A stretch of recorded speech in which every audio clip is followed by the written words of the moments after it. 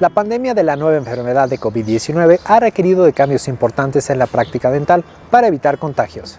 El coronavirus está presente en secreciones de la nasofaringe y también en la saliva de los pacientes infectados, siendo las vías de transmisión por gotitas salivales o por aerosoles. Es por lo tanto de máxima importancia el extremar las medidas de seguridad al momento de atender a los pacientes en el consultorio dental. El día de hoy en Cuidando mi Salud, manejo de caries en niños en tiempos de COVID-19. Comenzamos.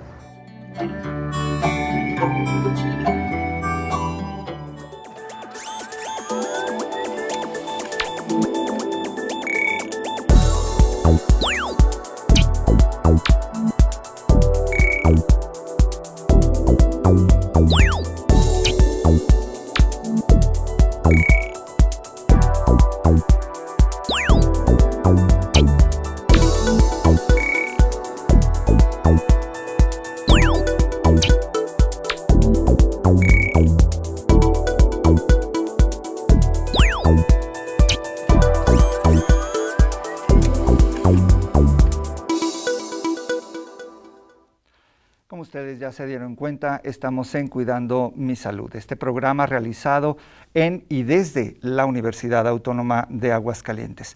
Estamos transmitiendo totalmente en vivo a través del canal 26.2, Televisión Universitaria, por supuesto. Ustedes también nos pueden seguir a través de la transmisión que hacemos en Facebook, en nuestro perfil UAA-TV. Y les invitamos a que sigan nuestras redes sociales. Está en Instagram también nuestro perfil habilitado para que sigan todas nuestras realizaciones de televisión universitaria. Esto, insisto, es un esfuerzo de la Universidad Autónoma de Aguascalientes. El día de hoy hablaremos acerca de este tema que nuestro compañero Luis Barragán ya nos adelantaba. Las caries son una problemática que ha sido atendida ininterrumpidamente durante esta pandemia. Sabemos que prácticamente la afectación en la salud de muchas personas a causa del coronavirus o del SARS-CoV-2 ha influido en muchas de nuestras actividades, no solamente en el terreno social y económico, sino también en el de la salud. Hoy lo vamos a analizar con dos invitadas. Les invito a que se queden con nosotros. Va a ser acerca del manejo de la caries, específicamente o de manera enfática en los niños en tiempos de COVID. Tenemos una cápsula primeramente que queremos presentarles para poder introducirnos en el tema. Esta es relacionada justamente con la caries en los niños. Imagina que unos seres extraños decidieran hacerte un hoyito en un diente. Y una vez que lo lograran, se pusieran de acuerdo para hacerlo más grande y profundo sin importarles tu dolor. Entonces, por si eso no fuera poco, supón que además invitan a sus amigos para hacer más hoyos en tus otros dientes y muelas. Bueno, pues esos hoyos son las caries, y esos seres extraños son las bacterias en nuestra boca. Y es que de acuerdo a la Asociación Dental Mexicana, 7 de cada 10 niños y niñas en México tienen caries. ¿Cuál es la solución? Lavarnos los dientes 2 veces al día y antes de irnos a dormir usar hilo dental. Y también bajarle al consumo de dulces y refrescos. Fácil, ¿verdad? Tenemos justamente este tema y es muy importante que lo podamos manejar, sobre todo por la cantidad de niños que presentan este tipo de afectaciones en su salud bucal. Vamos a platicar primeramente con la doctora Edith Martínez Cerecero. Ella es profesora investigadora de la Universidad Autónoma de Aguascalientes. Muchas gracias, Edith, por acompañarnos el día de hoy. Un placer, gracias por invitarnos. Con mucho gusto. Y también recibimos desde el sistema de salud que tenemos en el estado de Aguascalientes, viene la doctora Catherine Corona Martínez del Centro de Salud Urbana de Jesús María. Muchas gracias por acompañarnos. Gracias por la invitación. Bueno, primeramente, para conocerlas, si nos permiten, cuéntenos las actividades que ustedes realizan de manera cotidiana. Empezamos contigo, Edith. Tú eres maestra de la universidad, específicamente, sí, supongo, en el departamento de estomatología. En área de odontopediatría. Okay. Mi consulta particular, en las mañanas estoy en CRI Teletón Aguascalientes y por las tardes soy catedrática investigadora aquí en la Universidad Autónoma, en nuestra casa, en la clínica de odontopediatría. Actualmente tengo la coordinación de odontopediatría y mi consulta particular la tengo en Torre Médica Quality, en Hospital Cardiológica. Cuando hablas de odontopediatría, esta palabra que a muchos nos puede sonar fuera de nuestro contexto, ¿qué significa? Es la atención en niños, especialmente en los dientes, y generalmente abarca desde los 0 hasta los 16, 17 años. También abarca pacientes con discapacidad, sobre todo hablando de lo mental. Ese es el rango con el que trabajamos. ¿Hablas desde los 0 años? 0 años. Desde que un bebé nace, nosotros debemos de revisar los rodetes de los bebés. Hay bebés que nacen con dientes, hay bebés que nacen con 2 úvulas, que a lo mejor su paladar no es el adecuado. Entonces lo ideal, la rutina ideal sería que todos los bebés pasaran por un odontopediatra. A lo mejor en México nuestro problema es que no somos muchos y pues generalmente ahorita las prioridades son otras. Entendemos la situación económica de las familias, entonces generalmente o tristemente nos los llevan ya cuando hay caries. Aquí lo ideal sería una prevención. Nosotros estamos hechos a la prevención. Todas las actividades que hemos manejado en este programa, de manera general, por supuesto, tienen mucha relación con la prevención. Este programa tiene ese sentido justamente, que es prevenir los problemas que podrían tener consecuencias, algunas pues demasiado graves, incluso irreparables. En el término de la salud bucal, pues ¿cuántos pacientes, supongo yo, que ustedes han visto que ya no se pueden recuperar las piezas y que tienen que ser extraídas? Y son piezas que ya no se pueden volver a generar en términos del tejido humano. O sea, hay que implantar cosas, hay que poner aplicaciones artificiales para complementar lo que se pierde, pero si hubiera una prevención adecuada, pues en realidad deberíamos de estar nosotros todos en general haciendo actividades en términos generales de prevención, y eso también reduciría mucho del gasto público incluso. Así es.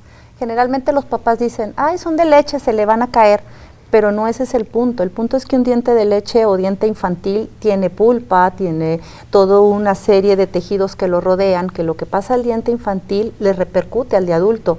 Tenemos pacientes con caries muy importantes que desde un leve dolor hasta toda la noche, hasta un absceso que puede involucrar cara, cuello o incluso un hospital.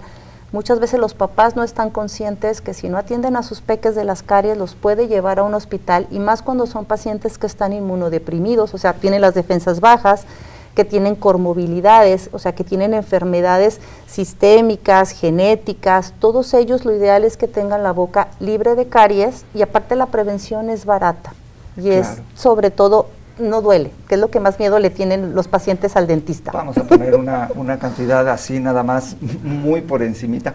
¿Cuánto nos cuesta un cepillo y una pasta dental con respecto a un tratamiento? Saque usted sus cuentas. Exacto. Ahí ya verá proporcionalmente que justo es lo que decías. Sale más barato prevenir que lamentar. Lo hemos dicho muchas veces. Bueno, doctora Catherine, también tú te encuentras en el Centro de Salud de Jesús María. Cuéntanos qué es lo que hacen ahí. Pues ahí yo estoy atendiendo, se atienden todos los problemas dentales, tanto de niños como de adultos, y pues el servicio para todo el público. Estás hablando de la gente que vive específicamente en Jesús María. ¿Puede alguien de Aguascalientes ir? Pues no lo sé, no sé cómo funciona ese tipo de actividades, y a lo mejor dice la gente, es que el centro de salud en tal punto de Aguascalientes es muy complicado, entonces en lugar de ir aquí me voy a Jesús María. ¿Eso es válido? No es válido, o sea, cada habitante pues tiene que ir al centro que le corresponda según donde sea su localidad. Cuando estamos hablando de centro de salud, ¿a qué se dedican específicamente? Cuéntanos qué hacen ahí. En el centro de salud se atiende a todo paciente integralmente. Tenemos nutriólogos, psicóloga, médicos, también hay servicio de enfermería y vacunas, y el servicio de dental. Específicamente el servicio dental, ¿qué incluye? Incluye, pues tenemos, primero, antes que nada, a todo paciente se hace su esquema básico de prevención, es decir, que a todo paciente se le da técnica de cepillado, se le indica el uso de hilo dental a partir de los 6 años, se realiza un autoexamen, es decir, que enseñamos al paciente a reconocer lo normal para reconocer lo anormal. ¿Sí me explico? O sea, tu encía tiene que estar de un color rosa pálido, tu diente no tiene que tener manchitas, y además contamos también con el servicio de topicación de flúor a los niños. Esto hace que el diente el esmalte se remineralice y así nos protegemos contra la caries, además de otros tratamientos, dependiendo del semáforo epidemiológico como se encuentre. Claro, y seguramente ustedes lo han visto no solamente en la teoría, sino también en la práctica, que la salud en general, los hábitos de salud van íntimamente relacionados con la educación, con la formación de las personas y las comunidades en las que se encuentran. Seguramente es difícil para ti ver una cantidad de pacientes, no sé si son más, y no quiero ser prejuicioso en ello, pero supongo que Jesús María no debe tener la misma formación en salud que la capital en Aguascalientes. Sí. Debe ser una correspondencia más o menos relacionada con el entorno, pues. Sí, pues sí hay mucha deficiencia, sí llegan niños con muchos problemas, la verdad pues sí llega a dar tristeza a veces, y pues un llamado para que las mamás atiendan a sus hijos, como decíamos es mejor prevenir, porque muchas veces llegan los niños y ya pues son hacer extracciones, y pues eso no es lo que debería, no es lo ideal para un niño. En este contexto de la pandemia se complicó todavía más. ¿Cómo vieron ustedes el escenario de la pandemia, específicamente en el terreno de la estomatología? Nosotros, por ejemplo, son instituciones diferentes. Platicábamos la doctora y yo, por ejemplo, el CRIT nada más paramos 4 meses y seguimos trabajando. La Autónoma acabamos de iniciar labores, aún en pandemia, que ahorita bueno, sabemos la variable delta, sabemos que los niños ahorita son más susceptibles. Desafortunadamente por este año muchas mamás por miedo y aparte pues los niños encerrados, entendemos que la ingesta de carbohidratos, el descuido en la higiene, la cuestión económica, aumentó mucho la incidencia de caries. La clínica de aquí de la Autónoma de Odontopediatría estamos llenos, lógicamente no a nuestra capacidad como era antes, estamos trabajando casi una tercera parte, pero de verdad muy orgullosa de pertenecer aquí porque son pocas las universidades que tienen ese contexto de enseñarle a los chavos la prevención, la atención a un niño, porque cuando ellos salen se van a comunidad. Y hablando de la pandemia, pues en comunidad sí está muy rezagado todo lo que es el sistema de salud y lógicamente los protocolos nos marcan otro tipo de tratamientos, como decía la doctora, o sea, nos marca la no aerolización, o sea, el no generar aerosoles, que más adelante vamos a tocar el tema, pero generalmente estamos atendiendo muchas urgencias, dolor, infecciones, que sí hay que dejar claro a los papás la diferencia entre urgencia y emergencia. Emergencia es algo que pone en riesgo la vida del paciente y eso es hospitalario. Nosotros como odontólogos en un consultorio trabajamos urgencias. O sea, por ejemplo, un niño, me duele, tengo un absceso limitado, me está saliendo una fístula, la fractura de un diente, ya una fractura del macizo facial, o sea, toda la cara, a lo mejor ya un absceso que involucre cara y cuello, pues sí es hospital. Generalmente los hospitales del sector salud son los que nos están aceptando este tipo de pacientes y allá lo maneja un cirujano maxilofacial. Claro, son diferentes especialidades y también ojalá que pudiéramos durante el programa hablar de esta diferencia entre por ejemplo, un estomatólogo, un odontólogo, específicamente ya tú dabas una explicación sobre la odontopediatría. O sea, son cosas que nosotros también necesitamos saber para saber justamente a quién acudir. Exactamente. Ya lo iremos platicando. Bueno, esto es Cuidando mi Salud, tenemos que hacer nuestro primer corte y al regreso vamos a seguir platicando con este par de doctoras que se dedican específicamente a la salud bucal. No le cambien.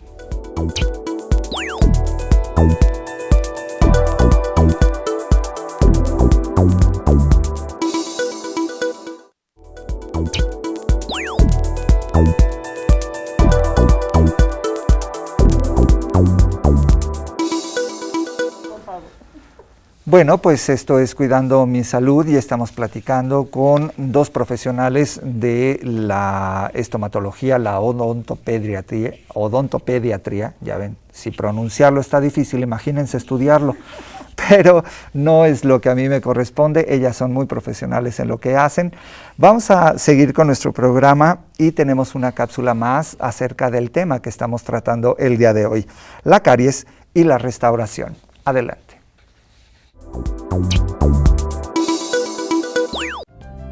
La caries y la restauración.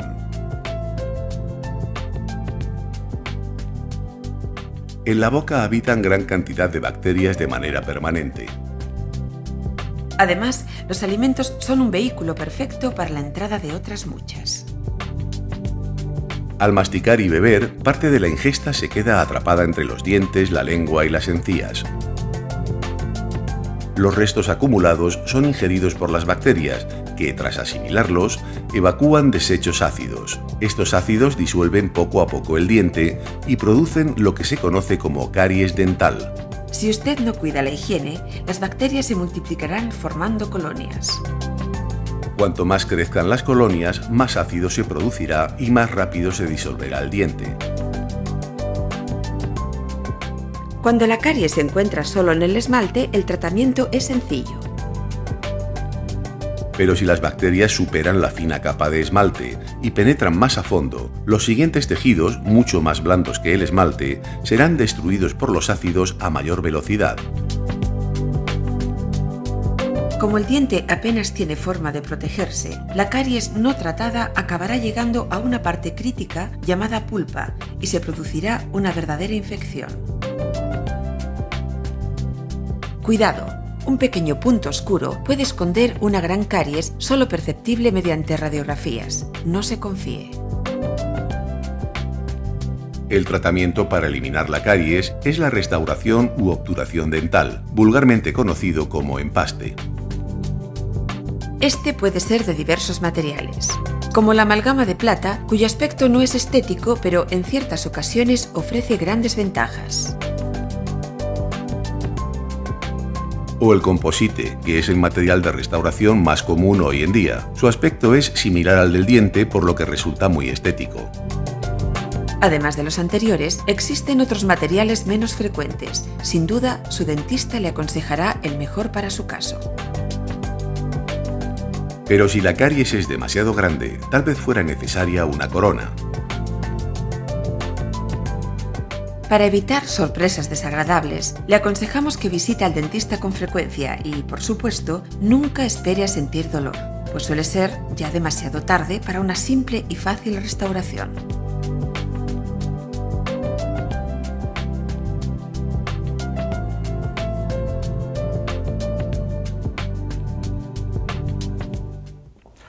Ustedes que nos siguen en casa seguramente son adultos la mayoría y se dan cuenta de la importancia que es el tratamiento de las caries. Platicando con nuestras invitadas el día de hoy observaban que estos son tratamientos justamente para adultos y que eso es un grado muy avanzado de deterioro que podría prevenirse incluso en el tema que estamos tratando hoy, que son las caries específicamente en niños. Entonces vamos a continuar con el tema. Estábamos hablando en el bloque anterior sobre las implicaciones que tuvo la pandemia, la importancia de, por supuesto, atender las medidas sanitarias y también, en este caso, hay actividades que se volvieron, así lo dicen en términos políticos y económicos, esenciales. ¿Qué lugar ubicó la estomatología, la odontología en estas labores esenciales? No, por supuesto, a quien guste. Generalmente el de las labores esenciales, no sé, el centro de salud, la doctora, no sé si pararon o no pararon, qué tratamientos estén haciendo. Aquí en la universidad seguimos un protocolo de la Academia Americana de Odontopediatría, de la Academia Latinoamericana de Odontopediatría. Les explico un poquito.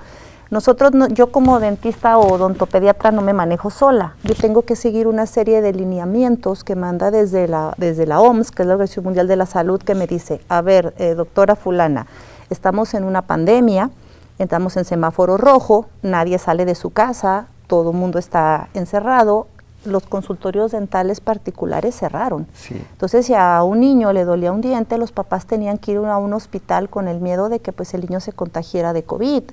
O se empezó a usar la telemedicina, que son las consultas que nosotros dábamos por televisión, que quede claro, no WhatsApp, es muy diferente. Es las mamás nos mandan WhatsApp y eso podemos resolver dudas, pero no dar un tratamiento por WhatsApp. No es una consulta. Exactamente, nada sustituye lo visual. Digo, ahorita nos tuvimos que adaptar y modernizar por supuesto, para poder servir a la comunidad. Aquí en la universidad pues cerramos clínicas, ¿sí? Ya posteriormente cambió el semáforo y empezamos a hacer tratamientos que no sean tan invasivos, que no generen tanta molestia. En mi caso pues yo manejo anestesias generales, que es cuando los niños no cooperan, se rehabilitan todo de una sola intención. También se pararon en los semáforos rojos. Complicado para los pequeños, sobre todo para los niños con discapacidad, porque ellos no dicen me duele. No. Entonces ahí sí ya tuvimos que trabajar en conjunto con especialistas del Hospital Hidalgo para poderles dar una atención, en nuestro caso. Tú hablabas de hecho también, doctora Catherine, en el bloque anterior relacionado con el semáforo, sí, las actividades específicas que el centro de salud sí tuvo que suspender algunas y darle seguimiento a otras, por el tipo de institución a la que tú correspondes, sí, que finalmente es una organización de gobierno, es parte del sector salud nacional, estatalizado, por decirlo así, a través del ICEA y luego en los municipios. Sin embargo, justamente hablabas acerca de esta relación con el semáforo. ¿Ustedes cómo lo vivieron? Cuando fue el semáforo rojo, ¿también tuvieron que suspender? Sí, nosotros nos guiamos con la semaforización. En rojo, pues no se atiende absolutamente nada, solo urgencias. Sí, ya que pasamos a naranja, sigue, tratamos urgencias y podremos hacer tratamientos que no generen aerosoles. Posteriormente en amarillo podemos hacer limpiezas, pero manuales, es decir, que no generen aerosoles y con instrumentos no rotatorios. Y extracciones y farmacoterapia. Y ya una vez que pasamos a verde se puede hacer todo el tipo de tratamientos. Claro. Explícanos esto de los aerosoles, ¿a qué te refieres? Sí, los aerosoles, al nosotros involucrar, por ejemplo, con el famoso taladrito, que así lo llaman los pacientes, que pues se oye horrible, ¿no? Sí, claro, bueno, si lo tienes ansiedad aquí cerquita, por supuesto, muchos han de reconocer. Sí, pues ese instrumental es rotatorio, sí.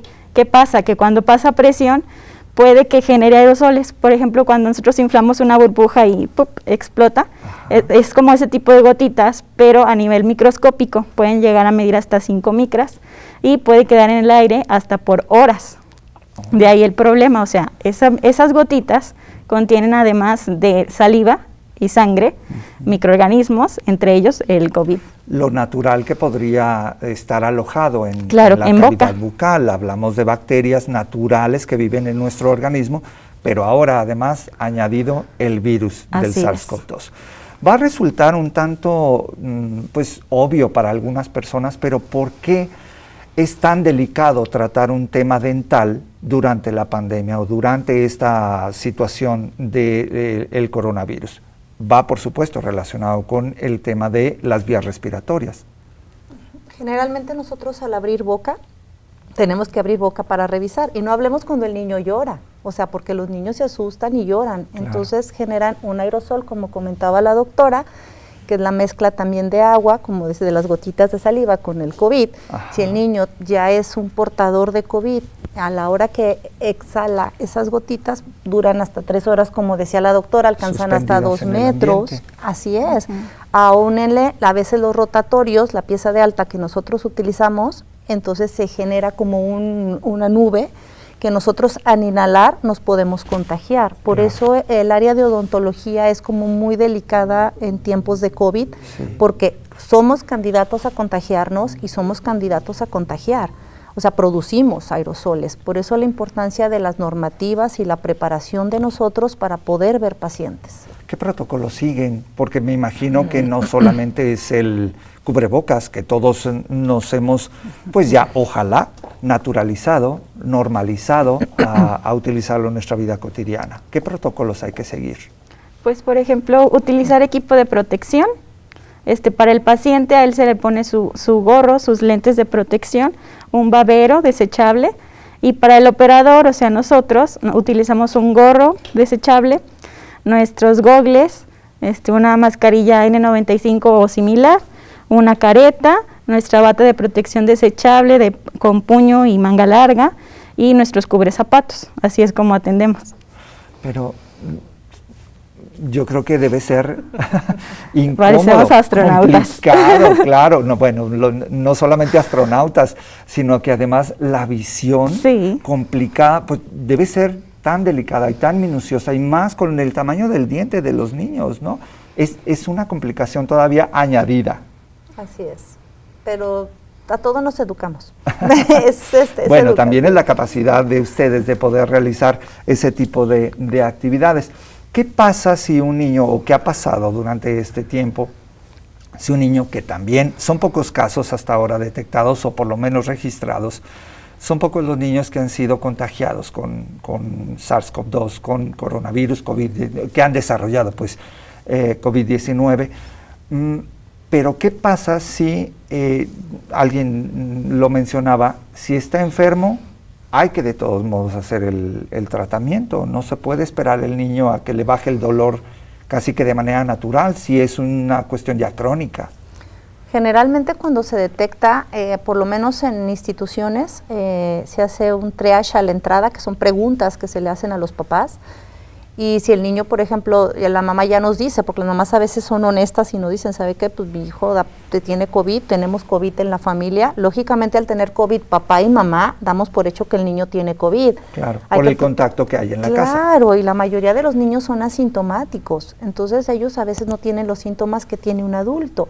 Ya se da por hecho que el niño pues tiene COVID, aunado que, bueno, si ya presenta los síntomas básicos, ¿no? La mialgia, que es dolor muscular, lo que es la fiebrecita, la rinorrea, que es el moquito, los síntomas como una gripe pequeña. Sí, dicen los papás, una gripa pequeña que contagia como grande. Sí, claro. Nosotros el protocolo, por ejemplo, no sé la doctora cómo lo maneja en el ICEA, nosotros tanto en CRIT como aquí en la Autónoma, el paciente se despide, se manda a su médico, se medica, generalmente damos antibiótico. Si es algo ya más grande, pues se canaliza a un hospital. En fase activa no atendemos pacientes con COVID por respeto a los demás niños, claro, porque trabajamos en áreas donde hay más gente. Y aunque estemos aislados, sí tenemos que tener ese cuidado. El aire finalmente vuela de un lado a otro, no hay fronteras tan herméticas como para poder dejar a un paciente enfermo, en este caso, o contagiado, de manera tan aislada que no provoque una infección en los demás.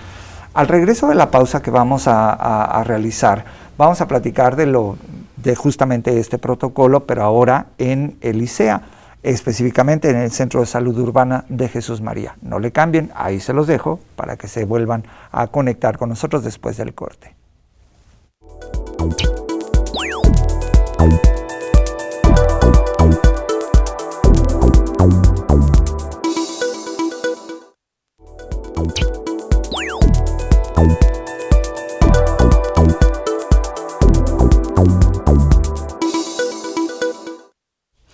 Seguimos en Cuidando Mi Salud, transmitiendo desde la Universidad Autónoma de Aguascalientes. Esto es Televisión Universitaria. El día de hoy estamos platicando acerca de caries, específicamente en el grupo de los niños y las niñas, y además, pues también considerando el contexto pandémico de COVID-19. Justamente tenemos otra cápsula que está relacionada con la bioseguridad en este contexto de COVID-19. La vemos y luego regresamos a la charla que tenemos con nuestras dos especialistas.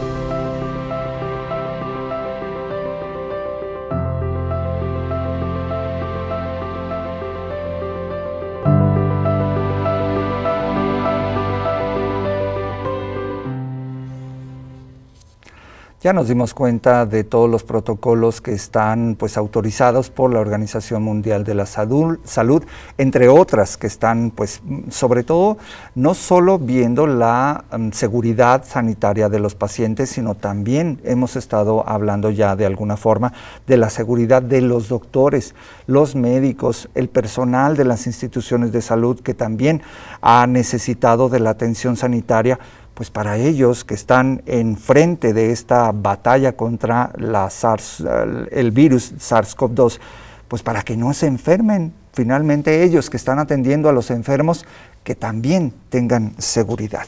Estamos hablando con dos especialistas y nos habíamos quedado en la pausa, literal. Yo les había dicho que al regreso de este bloque ya les comentaría o platicaríamos acerca de lo que han estado implementando en el Centro de Salud Urbana de Jesús María, como uno de los ejemplos que se dan en estas políticas sanitarias en el Estado, a través del Instituto de Salud del Estado de Aguascalientes. Tenemos hoy la presencia de la doctora Catherine Corona, y bueno, justamente el asunto de cuidarse ustedes como médicos también ha sido delicado. Creo que muchos médicos, si no es que fueron los primeros justamente, están conscientes del riesgo que están llevando, ¿no? Sí, claro que sí, porque pues trabajamos en boca, entonces somos personal de alto riesgo y a mínima distancia, que será menos de medio metro con el que nosotros trabajamos. Y sí, utilizamos, pues como ya lo había comentado, el equipo de protección para el dentista y para el paciente. El paciente llega al centro de salud, se le checan sus signos vitales, su temperatura y ya posteriormente pasan conmigo al consultorio, le ponemos su equipo de protección, hace un pequeño enjuague para pues minimizar la carga bacteriana que pueda tener la boca y ya seguimos a realizar la consulta. Entre algunos de los protocolos que ya lo vemos muy normalizados, no naturalizados, normalizados en nuestras vidas cotidianas, los que hemos tenido la necesidad para realizar algunas actividades en centros comerciales, en instituciones de gobierno o instituciones, organizaciones privadas, hemos visto una serie de protocolos, ¿no? El uso de cubrebocas se volvió necesario para todos. Y ya lo comentábamos, se los comparto como una reflexión que hacíamos antes de entrar al aire a este programa. Yo les comentaba que en los hospitales, ¿quién va? Además de, por supuesto, el personal de salud, el personal dedicado a la procuración de la salud, médicos, enfermeras, personal administrativo, ¿quién va? Pues los enfermos, finalmente, ¿no? Entonces, ahí fue uno de los puntos en los que creo yo que debe mantenerse el uso del cubrebocas obligatorio siempre, ya con y sin pandemia. Esperemos que algún día salgamos de esta pandemia, claro, de este contexto tan complicado, pero el uso del cubrebocas se tiene que aplicar como siempre, ¿no? Ustedes en un grupo tan específico en el CRIT, por ejemplo, debe ser muy delicado también el que un paciente, por otras características, salga contagiado. O sea, ¿cómo vas a un tratamiento, no? Fíjate que en el CRIT tienen un estricto control, nos guiamos por normativas muy estrictas, son niños que están susceptibles, son niños que pues ya tienen una comorbilidad, una enfermedad. Al niño se le hacen preguntas antes de entrar a CRIT, hay un filtro donde se les toman los signos, donde se les pone gel, después pasan a otro filtro. Y los niños en el CRIT, cuando gusten ir a ver, traen cubreboca, muchos traen careta, los que están más inmunodeprimidos. Nosotros como colaboradores también recibimos 15, 22 días antes de entrar a trabajar con ellos capacitaciones, estamos en cursos, tenemos equipos de protección como los que vimos en el video, así trabajamos con los pequeños. Nos tenemos que estar sanitizando continuamente, eso yo creo que es algo bien importante. Les comentaba ahorita fuera de cámaras que a mí me impresiona ver a los niños ya de 3 años que extienden las manitas para el gel, que se dejan el cubreboca, incluso más que un adulto. Sí, o sea, claro, vemos adultos en la calle que lo traen aquí abajo de la nariz. O sea, ¿cómo es posible que un niño se eduque a usarlo mejor, no? Y por ejemplo, a veces piensan que por tener una discapacidad, los niños no se van a dejar el cubreboca. Ellos viven entre médicos. O sea, ellos toda su vida han estado con médicos, son niños que siguen normas. Estamos hablando, bueno, de niños que probablemente neurológicamente estén conscientes de una realidad, o sea que si el papá le explica, el niño se lo deja. Claro. Y es importante fomentar esta cultura porque mucha gente ahorita con la vacuna, platicábamos, Sí. ya se libera, ¿no? Ya me siento ya me protegido. siento feliz, ya no me va a pasar nada. No, sí les va a pasar, Claro. si no nos cuidamos. Claro. Entonces, por ejemplo, en CRIT las citas son muy distanciadas unas de otras para que los niños entren, sanitizan, salga Y no haya y contacto no haya con el siguiente o con el Exactamente. anterior. Hasta ahorita vamos bien y vamos, entonces esperemos así seguir, porque bueno, esto está cambiando. Tú hablabas acerca de este grupo específico de personas con discapacidad. Me surge a mí, no sé si ustedes que nos ven en casa también tengan la misma duda, son personas que son, por su condición, vulnerables, además, en términos de inmunidad, o sea, son susceptibles todavía más que otros que somos más convencionales. Así es, generalmente ellos su estado, sus células de defensa viven en constante lucha por la enfermedad que ellos tienen. Ahora que llega el COVID, que es un virus, donde el cuerpo tiene que trabajar más rápido y tiene que estar más alerta, pues es un desgaste mayor. Y la mayoría de nuestros pacientes que son neuromusculoesqueléticos tienen afección en los pulmones, y siendo que el SARS-CoV-2 pues se caracteriza por desde una gripa hasta una bronconeumonía, una neumonía, que son parte de las secuelas que también deja el COVID. Son niños que están muy cuidados por los papás, que evitan lo menos posible estar en zonas donde hay mucha gente, y sí tenemos mucho cuidado en acercarnos a ellos, pero sí son niños vulnerables a. Claro, y sobre todo porque justo lo que decías, esta enfermedad que se aloja o ataca principalmente las vías aéreas y que se caracteriza justamente por afectaciones en esta capacidad pulmonar, de respiración, las fiebres, Así en fin. es. Pues hay que cuidar sobre todo a estos nuestros niños. pequeños. Y sobre todo hay que ser conscientes. Yo creo que también mucho de ello, de lo que estamos viviendo y de la prolongada pandemia y de la tercera ola, hay que ser conscientes de que vivimos todos en comunidad. O sea, yo me puedo arriesgar todo lo que quiera, pero allá en el cerro, donde me coman los buitres. Pero aquí tengo que procurar el bienestar también de los que viven a mi alrededor, no solamente mi familia, sino también la comunidad en general. Hablamos específicamente de los niños con discapacidad. Vamos a hacer una siguiente pausa y al regreso llegamos a las conclusiones. No le cambien, esto es Cuidando mi Salud.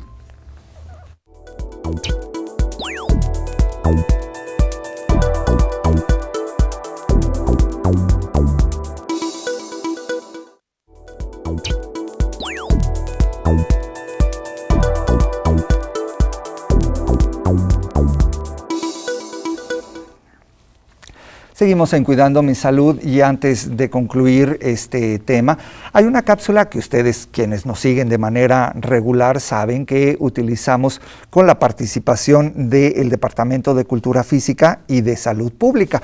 En específicamente vamos a hablar o vamos a tratar el tema de los ejercicios en coordinación o de coordinación en adolescentes. Este es un tema paralelo que nos sirve también para abonar al tema de hoy. Vamos a verlo.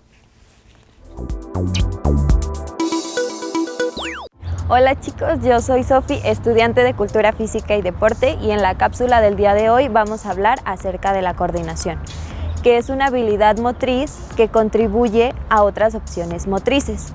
Como sabemos, la inactividad progresiva puede causar incompetencia y una menor adherencia a la actividad física durante la etapa de la adolescencia, si no es trabajada desde la infancia, y se pueden presentar efectos durante la etapa adulta.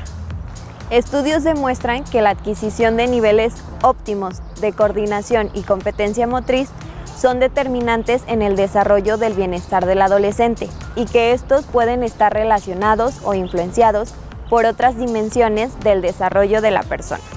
Para esta cápsula realizaremos ejercicios de coordinación. Haremos 4 combos compuestos de 3 ejercicios cada uno. El primero será 5 desplazamientos hacia adelante y hacia atrás de forma de cuadrupedia.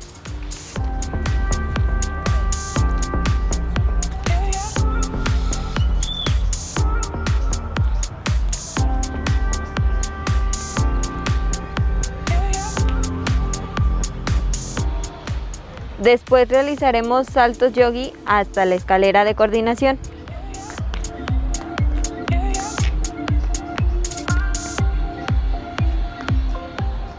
Y en la escalera de coordinación saltaremos con 2 pies lo más rápido posible.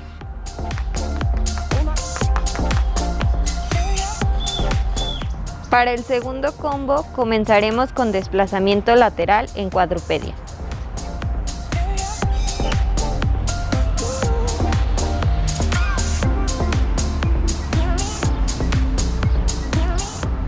Después realizaremos saltos cuerda durante 20 segundos.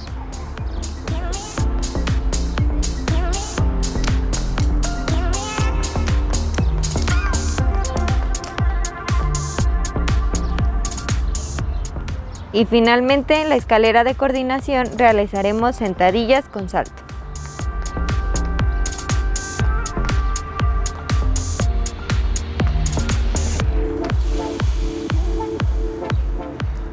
Para el tercer combo realizaremos pasos laterales alternando con un salto y rodillas al pecho.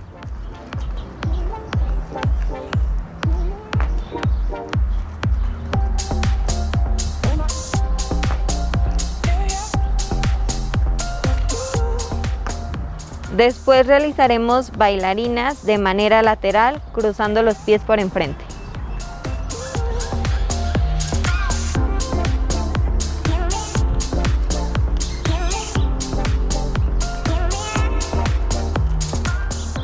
Y finalmente, en la escalera de coordinación realizaremos saltos con un pie de ida y de regreso con el otro.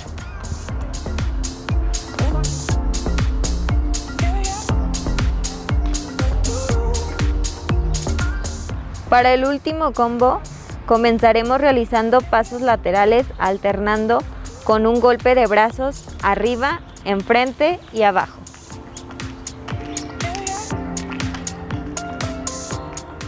Después realizaremos saltos de tijera abriendo y cerrando pies.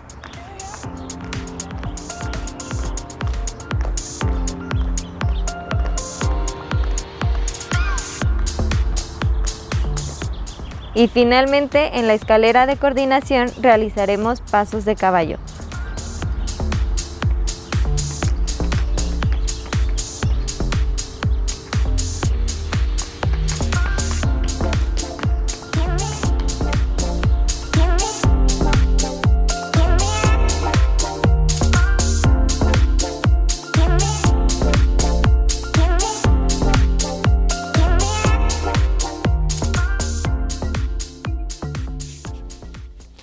Bueno, pues gracias a los participantes en esta ocasión en la realización de esta cápsula del Departamento de Cultura Física y Salud Pública por estas aportaciones que nos hacen semana a semana. Bueno, también ya en este último bloque, pues prácticamente estamos concluyendo. Voy a primero ceder el uso de la voz a la doctora Edith Martínez Cerecero, profesora de esta casa de estudios y además colaboradora del CRIT en Aguascalientes, y además que tienes algunas actividades propias de tu área de manera particular. En términos del manejo de las caries específicamente, y sobre todo en esta edad de los pequeños, ¿qué crees que ha sido lo más significativo durante la pandemia? Yo creo que como profesionales, y también va para las mamis, ya hemos desarrollado técnicas para los niños que no son tan agresivas, tan invasivas, donde invitamos al niño a que coopere, o sea, tenemos opciones, o sea, ya no es de que no coopera, amárralo, o grítale, o sujétalo, eso ya no es, o sea, ya tenemos medicamentos que paran la caries, materiales dentales que son amigables, ya no todo es plateado, que a los niños no les encantan sus coronas así de Iron Man padrísimas, eso, la mentalidad del niño es súper padre, plástica, entonces podemos platicar con él, entonces para que los papás también no tengan miedo. El COVID también nos ha dejado, como comentabas, cosas buenas, o sea, buenas en el sentido de que nos forzó a hacer otro tipo de odontopediatría, o sea, una odontopediatría menos invasiva, más cuidadosa con los dientes, Y también en los papás que ya están yendo a consulta y ya valoraron lo que es un servicio así, que para el niño es amigable, la disciplina de llevarlo cada 6 meses a revisión, y no necesariamente tiene que ser a nivel particular, o sea, la doctora y también ellos realizan servicios de seguimiento para los peques y que les pueden a los niños evitar dolor, infección y a lo que los papis más le temen, los traumas dentales. Entonces los podemos evitar si llevamos a nuestros niños con frecuencia al dentista. Ya también los papás nos preguntan mucho de las cuestiones económicas, entonces pues hay instituciones donde les pueden dar este servicio de una manera más accesible. Claro, y justamente el sector público, parte de lo que realiza, y específicamente en Jesús María, hacen justamente esto, que es proveer de servicios de manera accesible para la población, pensando en que específicamente en el municipio de Jesús María debe haber gente que necesita también, por supuesto, como todo ser humano, este tipo de tratamientos, pero de manera pues más económica. Doctora Edith Martínez Cerecero, no, perdón, esa eres tú, doctora Catherine Corona Martínez, sí, del Centro de Salud Pública de Salud Urbana, perdón, en Jesús María. Cuéntanos cómo... ¿qué le dejarías a la persona que nos sigue, que es justamente de Jesús María, para que tuviera confianza sobre todo? Porque mucho del temor, que justamente lo hemos platicado, el temor a ser contagiados en lugares en donde tienen que acudir por un tratamiento que es necesario, pero pues están corriendo un riesgo adicional, sí, ¿no? Ahora en esta consideración de la pandemia. Sí, pues mamis, papis o tutores que tengan la confianza de acudir, ya que se tienen pues todas las medidas precautorias. Si el pacientito llega a tener algún síntoma, pues automáticamente se pasa con el médico y ya él le dará su tratamiento y su diagnóstico oportuno. Entonces por eso no tienen que tener ningún problema. También tenemos todas las medidas en cuanto a que entre paciente y paciente sanitizamos todo. El instrumental pues se lleva a cabo todo su protocolo de lavado, esterilización. Entonces por ese lado pues no tienen que tener ningún problema. ¿Me dices, por favor, los horarios y qué días atienden? Sí, estamos pues prácticamente toda la semana, de lunes a viernes, es de 8 hasta las 8, la última cita sería a las 7, y los fines de semana también está otro doctor, sería sábado y domingo de 8 a 3 de la tarde. ¿La clínica que tenemos en la universidad? Está por las mañanas, de 8 de la mañana a 12 del día, y por las tardes, de 3 a 8 de la noche.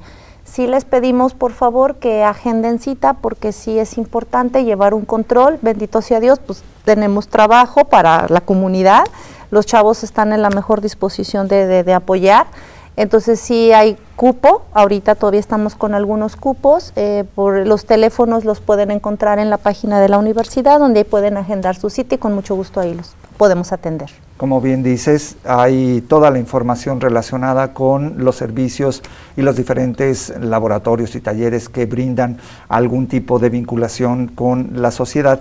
Toda la información la pueden encontrar en www.uaa.mx. Gracias a la doctora Edith Martínez Cerecero, profesora investigadora de la Universidad Autónoma de Aguascalientes, y también gracias a la doctora Catherine Corona Martínez del Centro de Salud Urbana de Jesús María. A ambas, muchísimas gracias por este esfuerzo de comunicación y prevención, sobre todo pensando en que este es un esfuerzo para que ustedes tengan información acertada acerca de los cuidados y sobre todo prevención, ya lo hemos dicho. Yo soy Jorge Martínez Rich y me despido por ahora. Esperemos que haya una próxima. Nos veremos.